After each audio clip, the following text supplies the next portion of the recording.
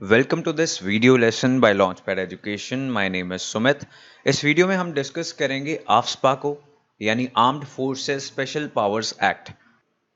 हम जानेंगे कब और क्यों इस एक्ट को भारत सरकार ने बनाया, इंडिया की इंसर्जेंसी के खिलाफ लड़ाई के लिए ये एक्ट क्यों जरूरी है, इस एक्ट का क्रिटिसिज्म क्या है, and we are also going to discuss some very important Supreme Court judgments on AFSPA as well as some committees that were formed by Government of India जिन्होंने AFSPA से related कुछ recommendations दी। Almost हर साल AFSPA से related कोई ना कोई news current में रहती है। इन 2020 there was a encounter in Shopian Jammu and Kashmir, और इस एनकाउंटर में जो लड़के मारे गए थे उनकी फैमिलीज ने कहा कि ये सच्चा एनकाउंटर नहीं है, ये एक स्टेज्ड एनकाउंटर है। और इसके बाद इंडियन आर्मी ने भी ये माना कि प्राइमा फेसी जो एविडेंस है वो ये सजेस्ट करता है कि ये एक फेक एनकाउंटर हो सकता है, और आर्मी ने इस पे अपनी इन्वेस्टिगेशन स्टार्ट कर ली है। इंडिपेंडेंट इंडिया में armed Forces Special Powers act ये लेजिस्लेट किया गया था 1958 में फॉर द फर्स्ट टाइम। सो 1958 में इस एक्ट को बनाने का कारण था इंसर्जेंसी जो कि नॉर्थ ईस्टर्न स्टेट से स्टार्ट हो गई थी after the independence of India. Independence के बाद कुछ नागा लीडर्स ने आज़ाद नागालैंड की डिमांड स्टार्ट कर दी थी, तो उससे फाइट करने के लिए इंडिया ने आफ्सपा आफ्टर इंडिपेंडेंस पहली बार 1958 में बनाया। लेकिन इंडिपेंडेंस से पहले भी इस एक्ट की हिस्ट्री है। This act was passed during the Quit India movement in 1942. So this act is having some colonial history as well, some colonial roots as well. Independent India में 3 बार आफ्सपा को for different reasons and for fighting insurgency in these regions pass किया गया। First time it was legislated in 1958 for the Naga insurgency. उसके बाद 80s और 90s में पंजाब के हालात काफ़ी ख़राब रहे। पंजाब में खालिस्तान मूवमेंट को फाइट करने के लिए इंडिया ने दोबारा से 1983 में आफ्सपा को पंजाब के लिए दोबारा से लेजिस्लेट किया। पंजाब में 90s में इंसर्जेंसी खत्म हो गई and as a result in 1997 it was withdrawn from Punjab. तीसरी बार इंडिया को ज़रूरत पड़ी आफ्सपा की 1990 में when India was fighting militancy terrorism sponsored by Pakistan in Jammu and Kashmir। तो 1958, 1983 और 1990 3 बार आफ्सपा एक्ट भारत ने बनाया for Nagaland, Punjab and Jammu and Kashmir respectively. So now coming to the next point, what is this act all about? क्या provisions हैं इस act की, क्यों इसकी ज़रूरत पड़ती है ऐसे एरियाज में जहां पे कुछ लोग हथियार उठा के आज़ादी की मांग करने लगते हैं, इंडियन स्टेट के साथ वायलेंट फाइट स्टार्ट कर देते हैं।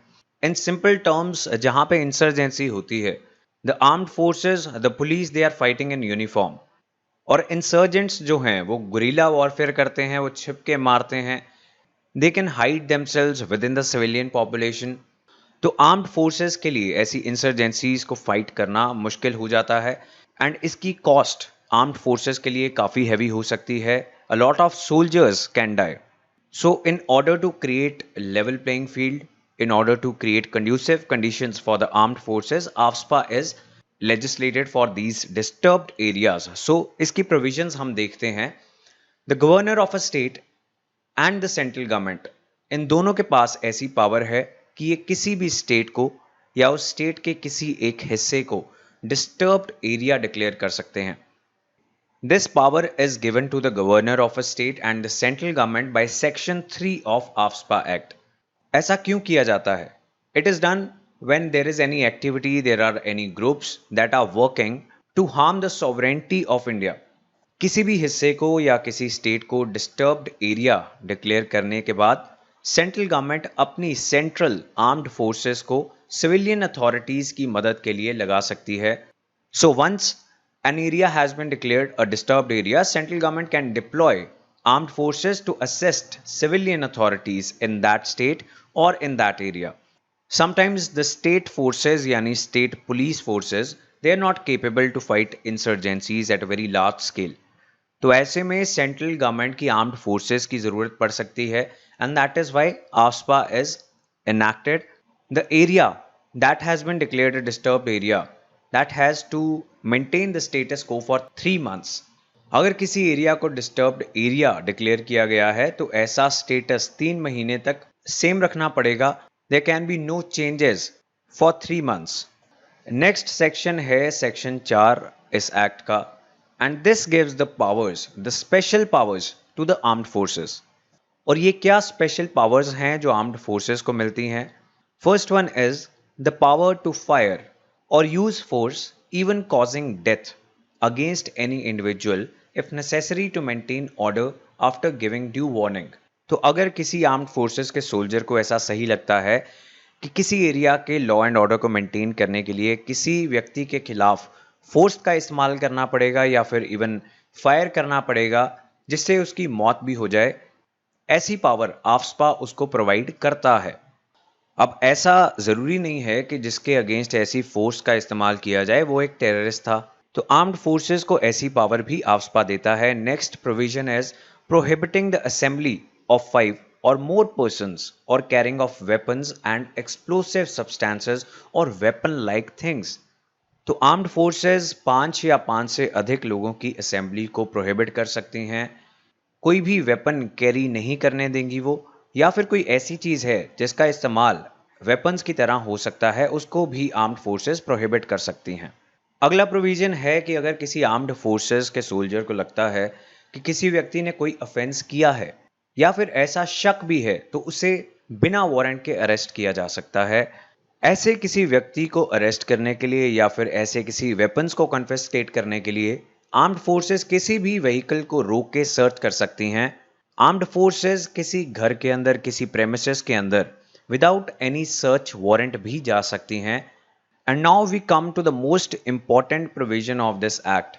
This act it provides legal immunity to armed forces for their actions. कोई भी लीगल एक्शन, कोई भी लीगल प्रोसीडिंग, कोई भी प्रोसिक्यूशन किसी आर्म्ड फोर्सेस के मेंबर के खिलाफ नहीं होगी when they are acting under the AFSPA act. तो ऐसा पॉसिबल है कि if any individual has been shot on the basis of mere suspicion, सिर्फ शक के आधार पर किसी की डेथ हो गई, तो आर्म्ड फोर्सेस के मेंबर के खिलाफ कोई एक्शन नहीं लिया जाएगा। और गवर्नमेंट किस एरिया को डिस्टर्ब्ड एरिया डिक्लेयर करती है, this is also outside the scope of judicial review. इसके ऊपर भी कोई भी कोर्ट रिव्यू नहीं कर सकता, इस डिसीजन को क्वेश्चन नहीं कर सकता। तो ये तो पार्लियामेंट ने एक्ट बना दिया, क्या ये एक्ट कॉन्स्टिट्यूशनल है? क्या ये सभी प्रोविजंस कॉन्स्टिट्यूशनल हैं? ये कौन डिसाइड करता है? ये डिसाइड करता है हमारा supreme court. So the last point, that this decision to declare an area as disturbed is also outside the scope of judicial review. This among other points it went to Supreme Court। तो supreme Court ने अभी 2016 में जो latest landmark judgement दी है, supreme Court ने ऐसी immunity को खत्म कर दिया जो आर्म्ड फोर्सेस के मेंबर्स के पास थी फ्रॉम प्रोसिक्यूशन। तो ऐसा नहीं है कि लीगल प्रोसीडिंग्स भी स्टार्ट नहीं की जा सकती। इससे पहले सुप्रीम कोर्ट ने अपनी जजमेंट्स में आफ्स्पा को कॉन्स्टिट्यूशनल डिक्लेयर किया था, इसकी सभी प्रोविजंस को कॉन्स्टिट्यूशनल डिक्लेयर किया था इन सम ऑफ द जजमेंट्स। लेकिन अब सुप्रीम कोर्ट 2016 में, 2017 में ऐसे फैसले दे रहा है। There is a reason behind that. So we will see what is the Supreme Court's order in 2017। 2017 में सुप्रीम कोर्ट की जजमेंट है जिसमें सुप्रीम कोर्ट ने यह कहा कि कुछ स्टेट वायलेंस जरूर प्रेजेंट है in these alleged extra judicial killings in Manipur. तो ये एक केस चल रहा था जिसमें मणिपुर में हुए fake encounters, alleged fake encounters के बारे में सुप्रीम कोर्ट ने जजमेंट दी और उसमें कहा that there is some presence of state violence in the conflict areas. और जो विक्टिम्स हैं इन एरियाज में फेक एनकाउंटर्स के, एक्स्ट्रा जुडिशियल किलिंग्स के, रेप्स के, उनके पास कोई भी जस्टिस का रास्ता नहीं है। They don't have any access to justice, and getting justice, it is a fundamental right under India's constitution। तो अब हम देखेंगे क्रिटिसिज्म क्या है आफ्स्पा के, इस एक्ट के क्या क्रिटिसिज्म है। The first one is that this act it allows human rights violation with impunity. Impunity मतलब कि अगर कोई ह्यूमन राइट वायलेशन करता है तो उसके ऊपर कोई एक्शन ही नहीं होता। और इसके काफ़ी केसेस हैं जिसमें हमने देखा है कि फेक एनकाउंटर्स हो जाते हैं, स्टेज्ड एनकाउंटर्स हो जाते हैं, एक्स्ट्रा जुडिशियल किलिंग्स हो जाती हैं, लोग डिसअपेयर कर जाते हैं काफ़ी बड़े नंबर में और किसी के खिलाफ कोई एक्शन नहीं लिया जाता। ऐसा ही एक केस था रेप का और फेक एनकाउंटर का, थंगजम मनोरमा का। ये एक लेडी थी मणिपुर स्टेट में, जहां पे आफ्सपा लगा हुआ था, और वहां पे एक डेड बॉडी मिली काफी बुरी कंडीशन में। तो जब इन्वेस्टिगेशन हुई तो पता लगा कि थंगजम मनोरमा का रेप हुआ था before she was shot dead. ऐसे और भी केसेस डिस्टर्ब्ड एरिया से आए हैं जिसमें फैमिलीज और सिविल सोसाइटी ये एलेज करती है, ये इल्जाम लगाती है कि फेक एनकाउंटर्स और रेप्स किए जा रहे हैं under the impunity provided by AFSPA. Next criticism is that the power to shoot at mere suspicion, सिर्फ शक के आधार पे किसी की जान ले लेना, this violates the fundamental right to life under article 21 of Constitution of India. बिना किसी वारंट के सर्च करना, किसी वारंट के अरेस्ट कर लेना, that is also an arbitrary arrest, and this is again in violation of our fundamental right. Article 21 है protection of life and personal liberty. Article 22 ये है protection against arrest and detention in certain cases. तो ये जो protection constitution makers ने हमें provide की है वो इन एरियाज में नहीं मिलती जहां पे आफ्सपा लगा हो। So there was a lot of criticism after the rape and murder of Thangjam Manorama in Manipur. उसके बाद सेंट्रल गवर्नमेंट ने एक कमेटी बनाई। This committee was headed by justice BP Jeevan Reddy. इस कमेटी ने कुछ रिकमेंडेशंस दी और ये रिकमेंडेशन थी कि आफ्सपा को रिपील कर देना चाहिए। But yes, on the other hand ये भी सच है कि आर्म्ड फोर्सेस काफ़ी डिफ़िकल्ट कंडीशंस में टेररिज्म और इंसर्जेंसी से फाइट करती हैं।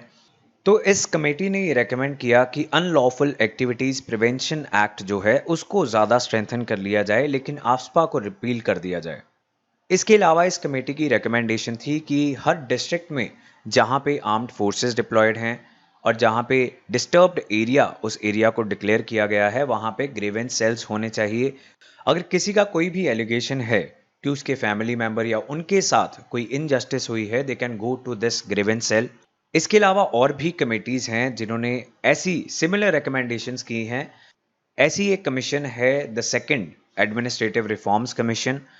इनका भी यही recommendation था that AFSPA it should be repealed. The next committee that made recommendations related to AFSPA is the very famous Justice J.S. Verma committee. ये बनाई गई थी after निर्भया गैंग रेप। अब ये कमेटी रेकमेंड कर रही थी कैसे औरतों को सेफ बनाया जाए। So justice J.S. Verma committee also asked for a review of AFSPA, क्योंकि अगर एकदम 100% इम्प्यूनिटी दे दी जाती है, some members of the armed forces they can rape women in these areas and these women deserve to get justice. अब ऐसा तो नहीं है कि किसी ऑर्गेनाइजेशन किसी आर्म्ड फोर्स के एक या दो या कुछ मेंबर्स कुछ गलत करते हैं तो सारी आर्म्ड फोर्सेस ही गलत हैं। That is not the fact. So there is a genuine need of some powers to the armed forces. तो क्या नीड क्या है आफ्सपा की, क्यों इस एक्ट को पास किया जाता है despite so many complaints of human rights violations? The first need is the importance of AFSPA or special powers to curb insurgency. Insurgency और terrorism ये छुपके किए जाते हैं। Government forces on the other hand ऐसा नहीं कर सकती। So these insurgents, terrorists, they can hide among civilians. So some sort of special powers they are needed to keep the morale of the forces high. और जब कुछ ऐसे extra judicial killings होती हैं, रेप्स होते हैं, तो Indian armed forces many of the times they take recognition of such cases. जैसे कि अभी 2020 में एक एग्जांपल है जिसमें इंडियन आर्मी ने अपने मेंबर्स के खिलाफ एक इन्वेस्टिगेशन स्टार्ट की है, जिसमें इंडियन आर्मी ने ये रिकग्नाइज किया है दैट प्राइमा फेसी जो इनिशियल तथ्य हैं उनके मुताबिक ऐसा लगता है कि ये स्टेज्ड एनकाउंटर हो सकता है। So we have discussed the most important provisions of AFSPA, the Supreme Court judgements as well as some committees and commissions जिन्होंने आफ्सपा के बारे में कोई ना कोई recommendation दी हैं। That was all about the AFSPA Act. There are some other videos that are very important for your exam preparation. For example, all the schemes by Modi government, all the schemes for farmers, for women, for girl child, all the ISRO missions in 2019 and 2020, all the reports, indices, ranks of 2020. इन सभी videos के links आपको description में मिल जाएंगे। To not miss any such videos, subscribe to the channel You can also find Launchpad Education on Instagram and Facebook and follow us to not miss any updates. Thank you for watching. See you in the next video.